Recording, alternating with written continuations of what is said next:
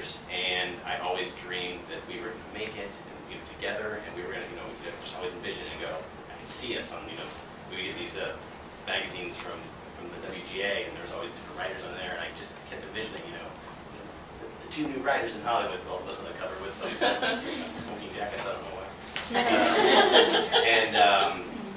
And that was going great, and everything, that was a great time in my life for 3 years, and I kind of knew where I was. Even though I knew I wanted to still act, I knew that was going to be in my future.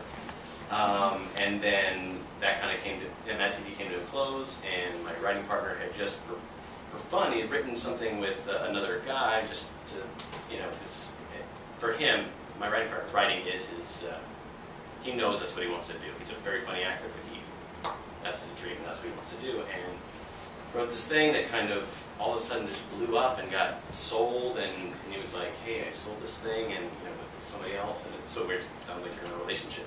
But I was, I was like, I'm not going to stand in your way of this, I want you to be able to do this. And he went off and sold it, and just one thing led to another, and he ended up, that didn't go through right away, but he ended up writing for Scrubs and becoming big producers on there.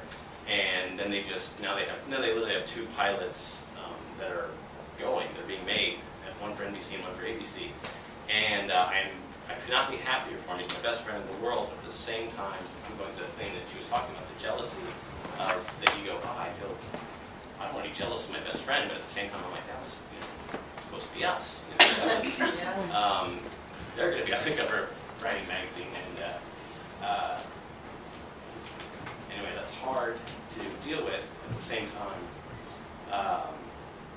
it's it's kind of stirring up in me, like this thing, I've got to figure out who I am. I imagine we're all doing that, but I don't know, I didn't imagine going there. But it goes up and, it does go up and down, because I was on a situation like with Harmon, because we created the Sarah Silverman program for her. We were hired to do that. We created it, and he was a head writer on it. And halfway through writing the first season, they were not seeing eye to eye creatively, is what it's been called. And he was asked to leave, and then I was asked to stay.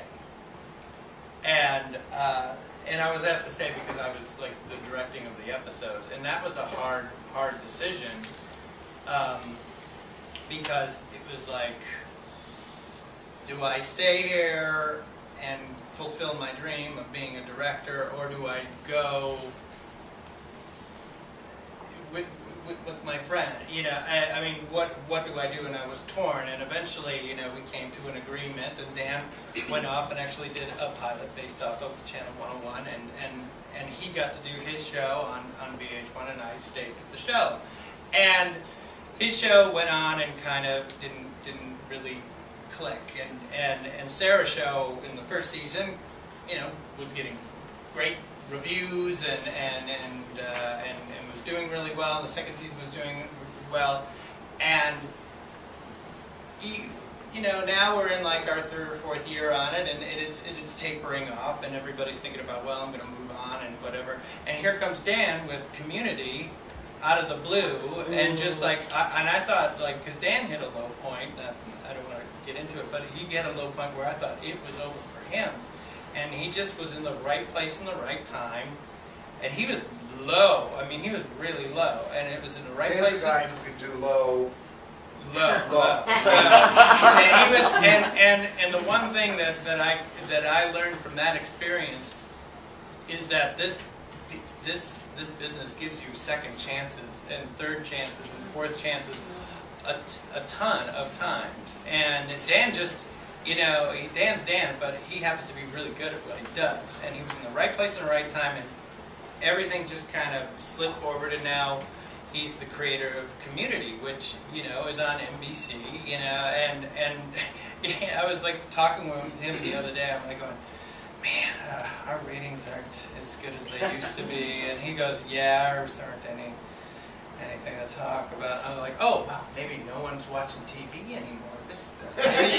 Maybe it's not our fault. It's like, well, how much I mean, well, we're getting like a 0.32. You know, it's like, oh, how much are you getting? And he's like 5 million people. And it's just like I think one time we got like over 1 million people. So it's all relative. So your friend might be like, you know, doing stuff now, but there's no reason why at any point that you could write something on your own and maybe you'll be on the cover of that magazine by yourself. Yeah, because it's, I mean, like, there's no reason. But that thing, you know, the ups and downs we talk about. I had a friend who, for reasons, because they're very famous, have to remain nameless at the moment, but this particular person who sort of came up with a friend, and that friend hit it big, and the one who hadn't was visiting the one who had, and the one who had was going, you know, it's lonely at the top. And the other guy was going, yeah, well, it's a lot lonelier stopping by the top and having to leave. But then, you know, it all changed, and then the guy on top had to come to the other guy for a job. And, you know, that's the nature of this. This is the circus business. You know, no matter what venue you're in, it's like Ryan's partner, Brian, wants to be a writer. I mean, he's a gifted improv performer and a good actor, but he doesn't give a shit. He wants to be a writer, and he also doesn't give a shit about the movies. Television. Loves television. And other people go, really? You're like happy with that? You don't, you want to work in just television? Television's a stepping stone. Not for him. He's in pig shit, if you'll pardon the expression, right now. But both of those pilots could pilot out, you know? And It happens all the time. all the time. And I'm on the end of this of getting the calls. You know, I get the calls because, you know, from everybody going, you know, it's really tough. I don't know which movie to take. Or, you know, the other call I'll get is, you know, I've hit the bottom, I'm leaving. Or, you know, I can't do it alone. I'm used to doing it with somebody else. Doing it alone is impossible. All of those things are, because that image of the valleys and is really the truth of it. And it is